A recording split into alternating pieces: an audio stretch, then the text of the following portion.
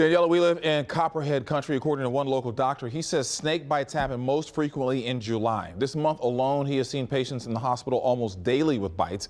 Health reporter Haley Hernandez explains what to do and what not to do if a snake bites you.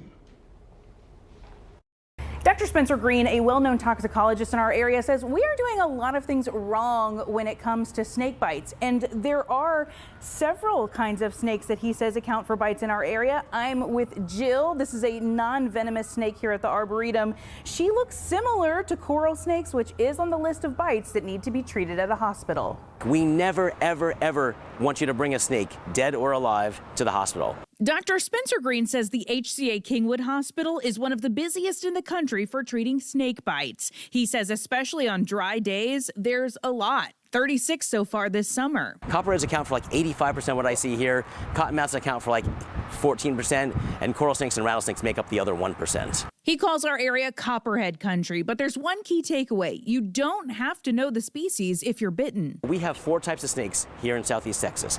We have copperheads, we have cottonmouths, we have rattlesnakes, and we have coral snakes. The first 3 are pit vipers or crotalids, and the treatment's the same irrespective of the species. If they have the swelling, if they have bruising, if their skin has a shininess to it, we know it's a pit viper. We don't know which one, but it doesn't matter.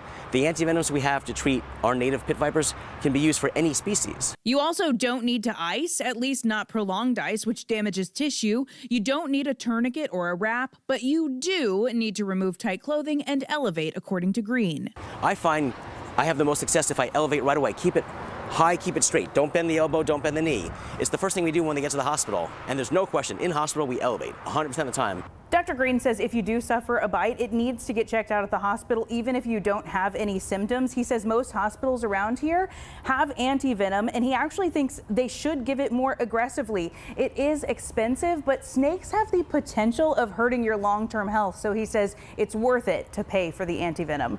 Reporting from the Arboretum, I'm Haley Hernandez, KPRC 2 News.